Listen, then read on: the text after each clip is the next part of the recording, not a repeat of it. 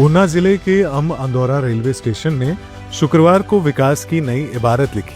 Amrit Bharat station योजना के तहत करीब 24 करोड़ रुपए की लागत से आधुनिक सुविधाओं से सुसज्जित स्टेशन का प्रधानमंत्री नरेंद्र मोदी ने वर्चुअल माध्यम से लोकार्पण किया। इस अवसर पर आयोजित समारोह में हिमाचल के उप मुख्यमंत्री मुकेश अग्निहोत्री मुख्य अतिथि के रूप में शामिल हुए। उन्होंने उद्घाटन पट्टिका का अनावरण किया और स्टेशन के पुनर्विकास के लिए केंद्र सरकार और भारतीय रेलवे का आभार जताया। अम्ब अंदौरा रेलवे स्टेशन पर अब यात्रियों को AC waiting room, executive lounge, आधुनिक शौचालय, lift, ramp, digital display board, food stall और one station one product stall जैसी आधुनिक सुविधाएं मिलेंगी। कार्यक्रम के दौरान उप मुख्यमंत्री ने हिमाचल की लंबित रेल परियोजनाओं को जल्द पूरा करने और उनका पूरा खर्च केंद्र सरकार से वहन करने की मांग भी उठाई। उन्होंने कहा कि राज्य के कई क्षेत्र आज भी रेल संपर्क से वंचित हैं और इन परियोजनाओं को प्राथमिकता मिलनी चाहिए। ये देखिए, ऊना जिला के लिए अम्ब अंदौरा रेलवे स्टेशन को पुनर्स्थापित किया गया है और आज प्रधानमंत्री जी ने उसको जनता को समर्पित किया है देश के अन्य रेलवे स्टेशन के साथ। तो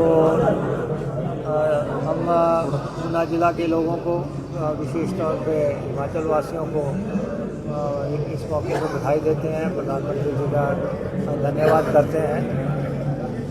लेकिन रेलवे के क्षेत्र में हम एक छोटा राज्य होने के नाते हमारी राजनीतिक ताकत बहुत कम है। ये 4 सांसदों वाला राज्य है।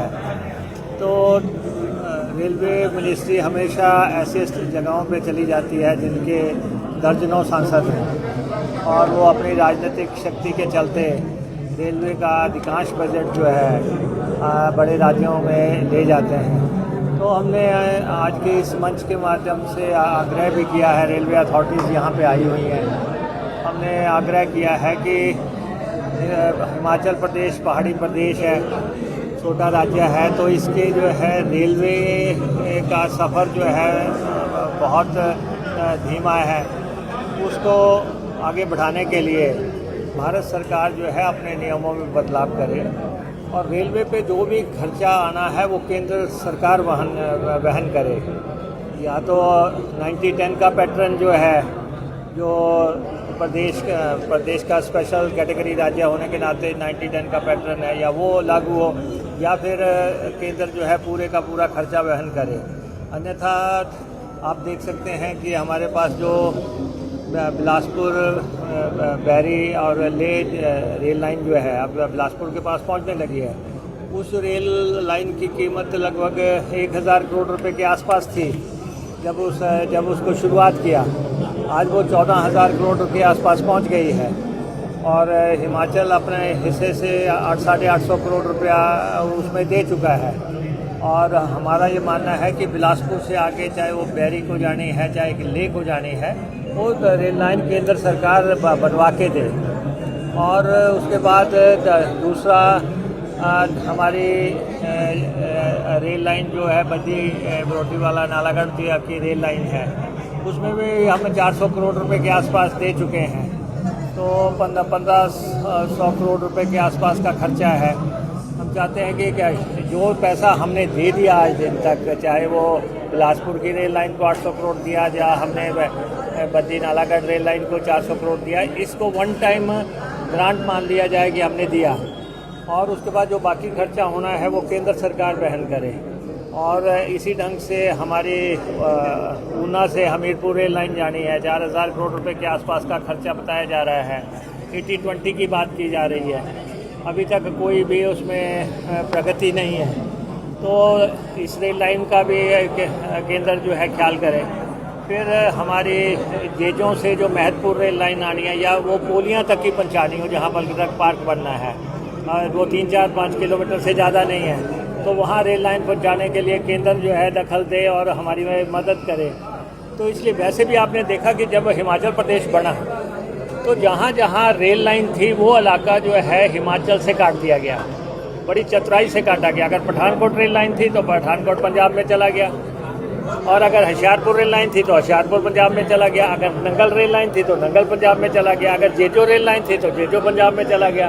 उधर देहरादून जिस भी तरफ आप चले जाएं, कालका चले जाओ तो कालका जो है वो हरियाणा में चला गया।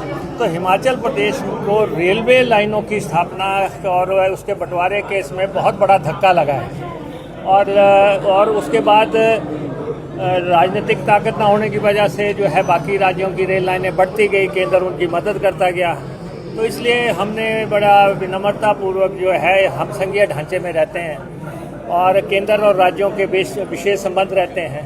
केंद्र जो है राज्यों के संगठन है एक, तो राज्यों की कैसे मदद की जाए, खासतौर पर विशेष श्रेणी राज्यों की और पहाड़ी प्रदेशों के, वो मानक अलग होने चाहिए और इनके लिए जो है पैसा अलग ढंग से मिलना चाहिए। आप देख सकते हैं कि जो शिमला रेल लाइन पहुंची है, अगर वो अंग्रेज़ों के समय में ना पहुंचती तो शायद अब तक यही सोच रहे होते कि यह पहुंचेगी कैसे।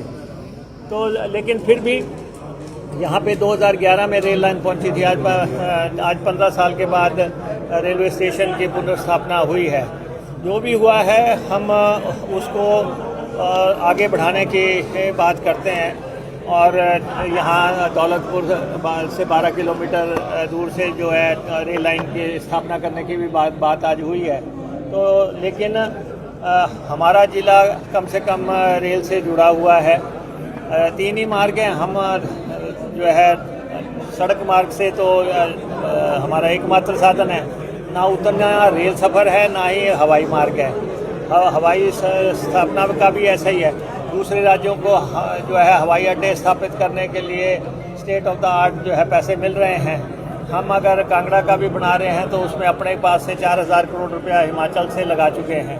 तो इसलिए केंद्र अपने मानक बदले, सोच बदले, हिमाचल प्रदेश की मदद करे। थैंक यू सर, धन्यवाद। लाइव टाइम्स टीवी के लिए ऊना से अमित शर्मा की रिपोर्ट। बागवानों के लिए वरदान, हिमाचली सेब की शान कोई और नहीं। हाईटेक इंजीनियर्स हिमाचल की सेब ग्रेडिंग, कलरिंग, पॉलिशिंग और सॉर्टिंग मशीनें, 30 सालों का अनुभव और बागवानों का सच्चा भरोसा। केवल बनी बनाई मशीनें ही नहीं, आपकी जरूरत के अनुसार बनती है मशीनें और होता है कमाल विद 0 मेंटेनेंस कॉस्ट। अधिक जानकारी के लिए दिए गए नंबरों पर संपर्क करें।